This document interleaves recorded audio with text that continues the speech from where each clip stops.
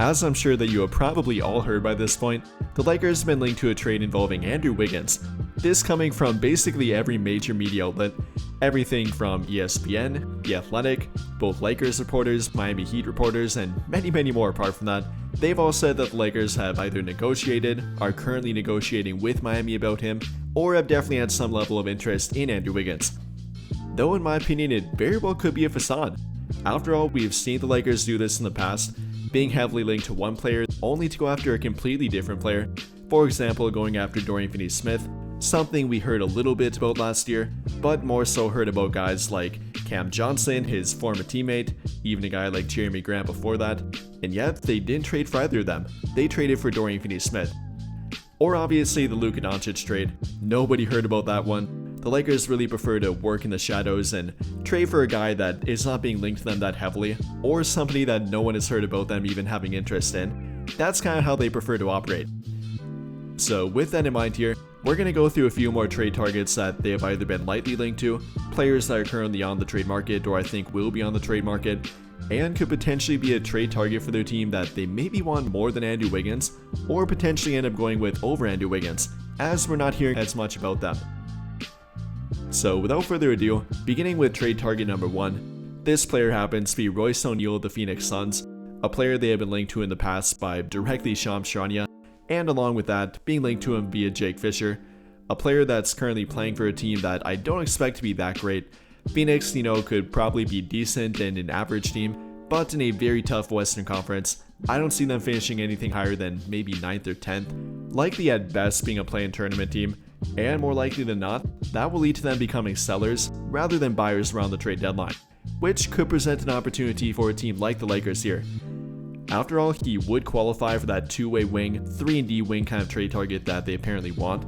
I mean, he shot 41% from the three-point line last season, taking 5.9 of them per game in only 24 minutes per game, very high volume three-point shooting, translating to nearly 9 attempts per 36 minutes, and at that kind of efficiency, that's obviously a really good three-point shooter. Also has been known for his defense for literally the past decade now.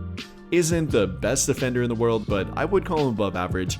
So if you could pair him with guys like Luka Doncic, LeBron James, Austin Reeves, that could be a good option offensively, a great catch-and-shoot guy from the corner and wing, and a guy that could help them out defensively a bit too.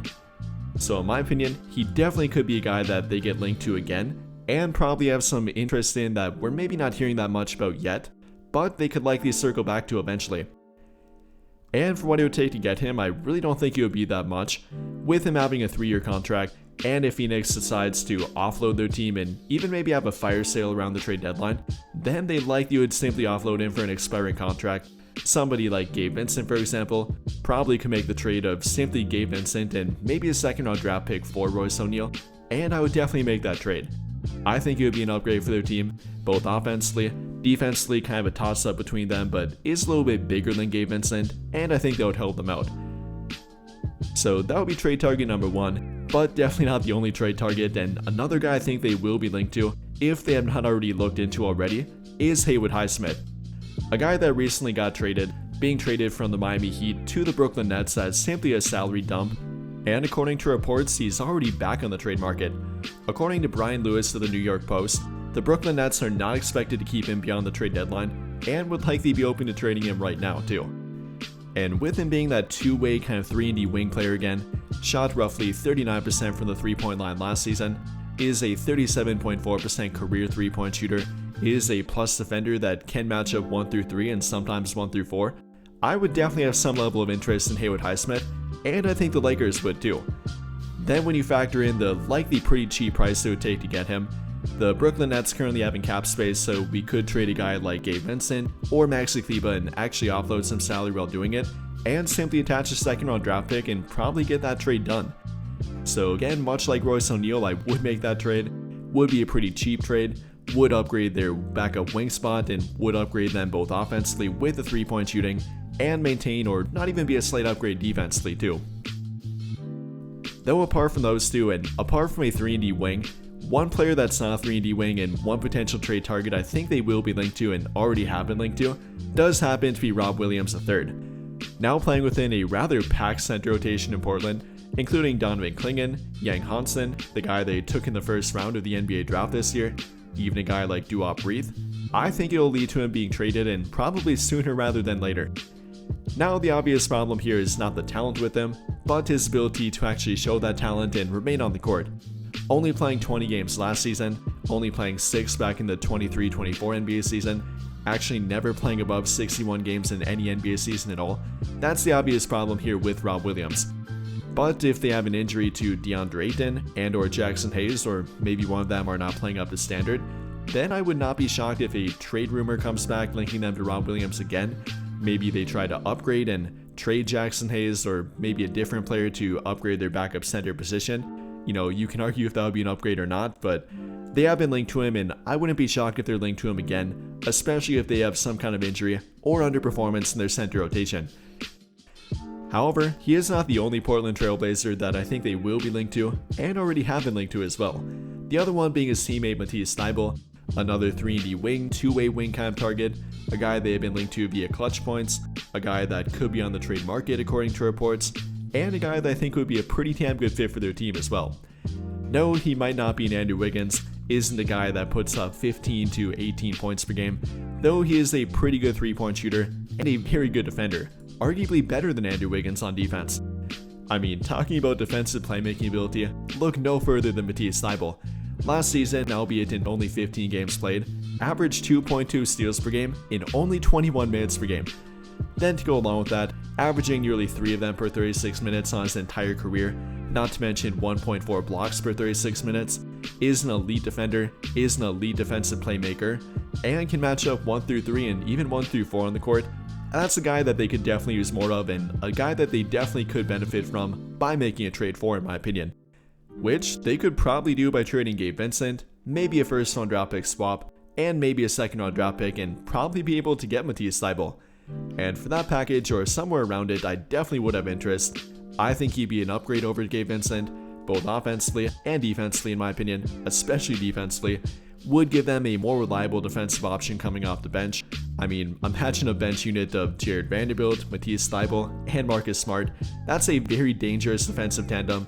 You know, at that point, they'll have an elite defender on the court at pretty much all times, given that they stay healthy. And I think it could be a really good fit for their team in general, not to mention that he would fit the Luka Doncic timeline, quote unquote, only being 28 years old and could be a part of their relatively long-term future. I like a potential trade for Matisse Thybulle.